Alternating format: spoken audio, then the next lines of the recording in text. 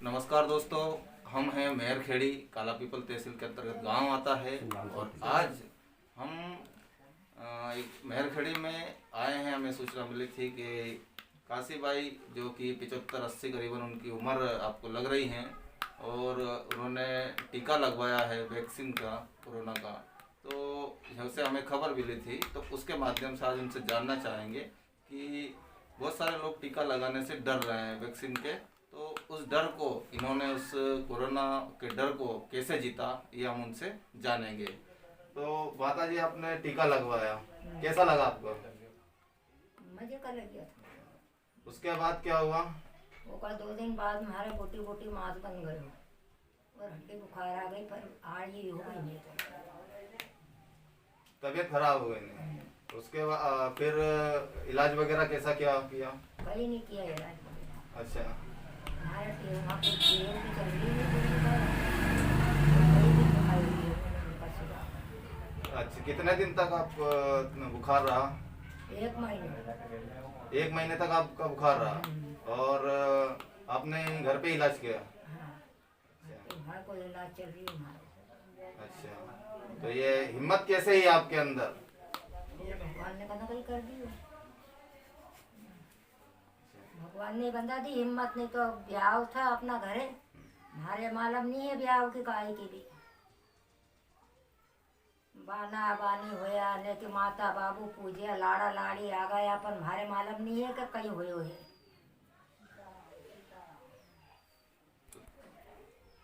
आप अस्पताल गए थे? नहीं गया। नहीं गए अस्पताल। और जो कोरोना क्या है, मतलब कोरोना जो चल रही है, अभी बीमारी चल रही है, उसके बारे में आपको कुछ जानकारियां हैं? जो बीमारी चल रही है कोरोना की, संक्रमण की, जैसे लोग मास्क लगाए हुए हैं और ये दूरी दूरी बनाए हुए हैं आपस में, तो उसके बारे में आपको जानकारी है? नहीं है? नहीं है वो कहीं। अच्छा, तो कोरोना के बारे में कोई जानकारी नहीं? नहीं है वो मालूम नहीं, गाँव में 10-5 मर गया, देखी नहीं मालूम है कि मर गया मना। वो काय की सुगम है नहीं, मेरा कपड़ा लगता है काय की भी आज ये छोरी को दुपट को पटकी हो माथा पे 1 महीना की उगड़ पुगड़ी बेटी है। तो देखिए, यहाँ पर माता जी हैं और इन्होंने जो है एक हिम्मत अपने अंदर जगाई कि मुझे जो है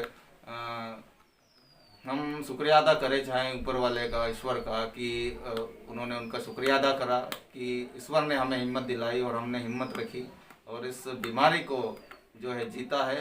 और वैक्सीन लगाने के बाद आज हमारे सामने तंदुरुस्त जो है माता जी यहाँ पर बैठी है, पब्लिक इंडिया के साथ, रामेश्वर मालवी। तो जैसे कि हम यहाँ गांव में आए हैं और आपको बताया उनके ये सुपुत्र हैं और हम इनसे जानना चाहते हैं कि क्या स्थिति रही है उस समय की जब माता जी बीमार हुई थी और गांव में संक्रमण फैला हुआ था और किस तरह से इन्होंने देख रेख की। बाकी की बात हम आपसे जानना चाहेंगे कि क्या है ये कोरोना और किस तरह से आपने ये देखा। मैं तेज सिंह राजपूत मेहरगढ़ी से। ये हमारी अम्मा जी है। इनको वैक्सीन लगवा के आया मैं। वैक्सीन लगवाई तो बाकी के लोग कहते हैं कि वैक्सीन मत लगवाइए, परेशानी में आ जाएंगे आप।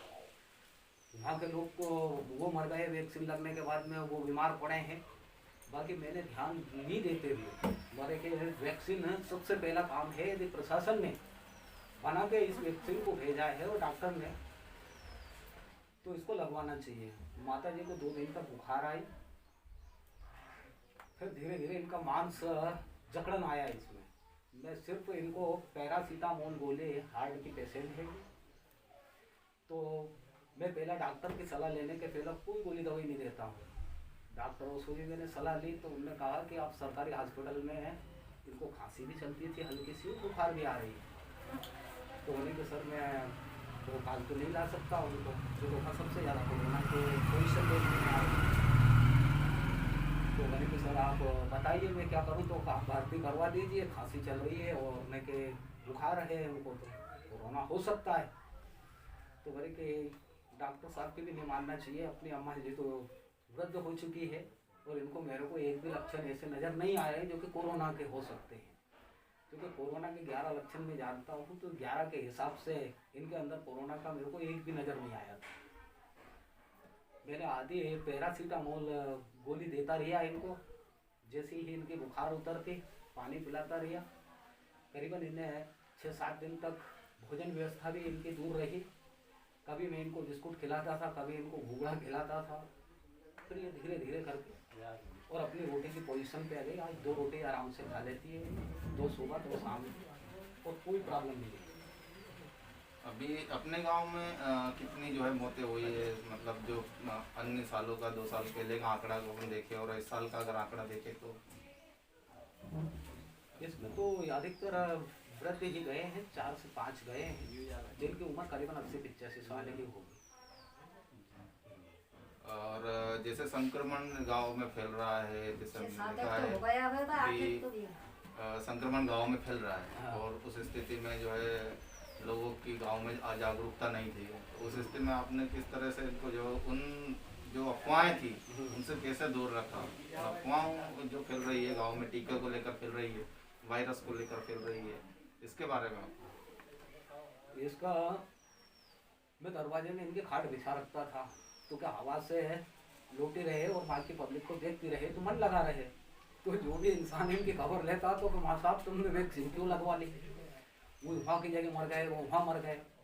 अब उस प्रॉब्लम को देखते हुए मैंने सोचा कि उनके खाट को इस दरवाजे पे नहीं, इस दरवाजे पे ले जाके लगा दिया जाए और गेट को लगभग 70% बंद कर दिया जाए, पंखे की हवा में ही इनको रहने दो।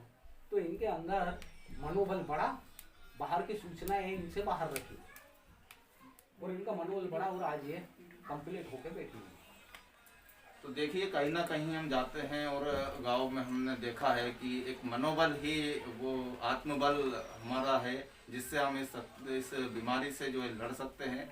तो मेरा सभी देशवासियों और ग्रामीण वासियों से ये निवेदन भी करूंगा कि आप अपने मनोबल को ना तोड़ें, अपना मनोबल बनाए रखें और अपने अंदर इस वायरस से लड़ने की ताकत पैदा करें। नमस्कार। कोरोना की स्थिति को लेकर और इसमें आज हमारे साथ में ग्रामीण युवा जुड़े हैं और उनसे जानेंगे इस कोरोना संक्रमण और वैक्सीन और क्या स्थिति है गांव में, इसके बारे में आज उनसे जानेंगे। क्या नाम आपका? महेश मालवी। और आपका? अरविंद मालवी। आप ये बताइए कि गांव में आप जो युवा पीढ़ी है वो किस तरह से इस कोरोना संक्रमण को देख रहे हैं और उसमें क्या जो है उनकी भूमिका है? कोरोना एक बहुत ही महामारी बीमारी है और सभी को उसको वैक्सीन लगवाने की प्रतीक्षा में है गांव के लोग और उसका इंतजार कर रहे हैं। अभी जो 18 प्लस के ऊपर जो वैक्सीन लगने वाली उसका इंतजार कर रहे हैं। हाँ, 18 के जो उम्र के हो गए लोग उनको लगवाने का इंतजार हो रहा है। और इस संक्रमण में इस लॉकडाउन में जनता कर्फ्यू लगा हुआ है और गांव में कई युवा जो है बाहर से आए हुए हैं जो रोजगार कर रहे थे बाहर, तो उनके ऊपर किस तरह की स्थिति जो है पैदा हुई है कि वो जो है अपना रोजगार छोड़ के अभी जो है लॉकडाउन में घर में बैठे हुए हैं, उनके बारे में? सर वो तो अपनी अपनी जान बचा कर बाहर से आए हुए हैं। अब क्या करो, जैसे कोई कमा रहा था कोई नहीं कमा रहा था, खाने के लिए कुछ नहीं, वहाँ बाहर रहे तो क्या खाए वो, गाँव तो आना पड़ेगा नहीं, क्या करे गाँव, वहाँ बाहर रहकर गाँव में आके कम से कम सही जरूरत का तो मिलती बाहर। वहाँ शहर में रहते हैं एक जगह रहते हैं, अंदर रहते हैं, कमाते नहीं, गाँव में आते हैं तो कम से कम खाना पीना सुविधा पूरी मिलती है। तो घर में परिवार में उसका आर्थिक बोझ बढ़ रहा है कि नहीं बढ़ रहा है? भाई आर्थिक बोझ भी अगर उसमें आ रहा है इसके बारे में आप बताएं। आर्थिक बोझ तो सर वही बढ़ रहा है, चल रहा है वही काम चल रहा है, वो चल रहा है अपनी जान बचा के सब, कि कोई कहाँ जा रहा है, कोई घर से आ रहा है, कोई अंदर घर के अंदर बैठा है, कोई कहाँ रह रहा है। और जो टीकाकरण जो है टीका के जो लग रहे हैं अभी जो 45 प्लस के ऊपर वाले को लगे हैं उनके जो भ्रांतियाँ हैं, लोग कोरोना से डरे हुए हैं, अस्पताल जाने से डर रहे हैं कई जगह और अपनी जो सर्वे हो रहा है उसमें अपनी जानकारी ठीक से नहीं दे रहा है। तो आपके गांव में क्या स्थिति है उसको लेकर? हमारे गांव में अभी बहुत सारे लोग जैसे बात करते हैं कि टीका मत लगवाओ, उससे खतरा हो सकता है, तो ये गलत है। इसके लिए सभी को टीका लगवाना चाहिए। और जैसे कि कोई मैंने सुना है ऐसे बात करते हैं लोग गांव में कि जिसको को लकवा की बीमारी है उसको वैक्सीन लगने से वो ठीक हो गया, ये सब चर्चा चल रही है। नहीं, जो गांव में जो है संक्रमण फैल रहा है, उसके प्रति कितनी जागरूकता है, लोग अस्पताल जाने से डर रहे हैं, इससे डर का कारण क्या है? उनको ऐसा लग रहा है कि हमको कोरोना बता देंगे और अस्पताल में रख लेंगे। अभी कितनी जो है लगभग यहाँ पर संक्रमण से मौतें या नॉर्मल ऐसे जो है मौतें हुई है? सर अभी यहाँ करीबन कम से कम 5-7 मरे, पर बुजुर्ग मरे 75 के साल में। संक्रमण में नहीं हुई मौत अभी यहाँ पर, मतलब कि ये बीमार थे, कोई सी बीमारी कोई पड़ा था 2 साल से 3 साल से, इसमें मरे। अभी तो कोई संक्रमण में कोई भी नहीं मरा है। अभी क्या स्थिति है गांव में? अभी बुखार की, सर्दी खांसी हुई है? अभी हमारे गांव में तो 50% मतलब बढ़िया स्थिति है, अच्छा है, गांव जागरूक है, कोई बाहर नहीं जा रहा है, कोई खाने पीने में कुछ कर नहीं रहा है, शादी ब्याह में नहीं जा रहा है, कुछ कार्यक्रम नहीं कर रहा है। अभी हमारे गांव में नॉर्मल है, कोई दिक्कत नहीं है, मतलब सब ठीक है। तो देखिए युवाओं का इस तरह का जो कहना है कि हम गांव में जागरूकता है, लोग टीकाकरण के प्रति जागरूक हैं और अपने स्वास्थ्य के प्रति जागरूक है, इसलिए अभी स्वस्थ हैं और सुरक्षित हैं, कोई आयोजन नहीं कर रहे हैं, कोई कार्यक्रम नहीं हो रहा है, इसलिए अभी यहाँ पर स्थिति सामान्य है और आगे भी इस तरह की अगर स्थिति होती है तो गांव के लोग जो है सहयोग करेंगे प्रशासन। ये जो अभी विशेषज्ञों से पता चला है कि तीसरी लहर आने वाली है, अभी दूसरी लहर में गांव में ये स्थिति है, तो तीसरी लहर में क्या स्थिति होगी और उसके प्रति क्या तैयारी करनी चाहिए शासन प्रशासन को, और ये जो डर भरा हुआ है लोगों के जहन में, इस डर का क्या कारण है? ये 2 सवाल आप हम जानना चाहेंगे, तीसरी लहर और ये डर का कारण। ये कोरोना की जो तीसरी लहर आने वाली है, ये बच्चों को अटैक करेगी और उसके लिए वैक्सीन तैयार शासन को करना चाहिए और ताकि बच्चों में वो महामारी फैल ना सके, उसके रोकथाम होना चाहिए। और हमने जैसे ये सुना सब, ये जानकारी टीवी से मिली कि तीसरी लहर आने वाली है, व्हाट्सएप पर स्टेटस डालते हैं हम, उसके द्वारा मिली है। अच्छा, आप क्या सोचते हैं, तीसरी लहर आएगी, क्या स्थिति होगी, गांव में क्या मंजर होगा, और जो डर लोगों का है वो कैसे डर के भरा गया है दिमाग में, कैसे डर पैदा हो गया? सर ये तीसरी लेयर का भी सामना करना पड़ेगा, और तीसरी लेयर पहली लेयर का दूसरी लेयर का सामना किया अपन ने, 2 सालों से सामना कर रहे हैं, इसका भी सामना करना पड़ेगा, कुछ न कुछ तो होगा, इसका भी निराकरण शासन निकालेगी। ऐसे रोज जनता मारी जाएगी, अगर जनता मरेगी कुछ भी ऐसे पूरी जनता ही मर जाएगी तो मध्य प्रदेश भारत में क्या होगा?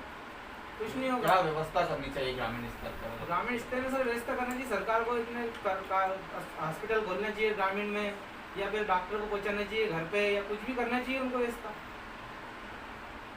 पंचायत लेवल पे मतलब कुछ व्यवस्थाएं, स्वास्थ्य सुविधाएं उपलब्ध होनी चाहिए। हाँ सर, पंचायत लेवल में होना चाहिए, स्कूल वगैरह में होना चाहिए, आंगनबाड़ी में होना चाहिए। हमारे गांव में तो कुछ है ही नहीं सर यहाँ पे। स्वास्थ्य की क्या सुविधा है यहाँ पर, इलाज वगैरह की क्या सुविधा है आपके गाँव में? हमारे गांव में कुछ भी सुविधा नहीं है सर स्वास्थ्य की। अगर कोई अस्पताल नहीं है, बीमार होता है तो वो कहाँ जाता है? सुजालपुर जाता है सर, सुजालपुर जाता है। कितना पड़ता है? यहाँ से 8 किलोमीटर पड़ता है। और जो ये कोरोना का जो डर है लोगों के जहन में, वो कैसे जो है डर गया, लोगों क्यों डर रहे हैं लोग इससे? सर ये कोरोना का हेल्थ तो ऐसे गया, जैसे हुआ फलाना गांव में वो मर गया, जवान निकल गया भैया, वो घर मर गया, वहाँ से व्हाट्सअप ग्रुप डाला, वीडियो स्टेटस डाला, वो डाला, मोबाइल पर डाला, मोबाइल पे देखा, एक दूसरे फ़ोन से बात करी, फलाने मेरे गाँव में तो वो लड़का मर गया। इससे आदमी को एक दूसरे से भेद आ जाता है, मन में भेद आ जाता है, वो उसके दिल में डर बैठ जाता है, यार अपने ऐसा नहीं होगा, अपन उसके घर गए तो अपने को हो जाए, ऐसा कुछ नहीं है सर, अपनी रक्षा अपन खुद करो। और भी जैसे मतलब आंकड़े जो है दिनों दिन बढ़ रहे थे, तो उसमें भी मतलब अखबार या टीवी चैनल के माध्यम से भी आप क्या इस तरह का डर फैला है, मतलब जो टीवी में है दिन रात, अखबारों में वही खबरें हैं दिन रात, तो क्या उसका भी कोई फर्क जो है जनता पर पड़ा है?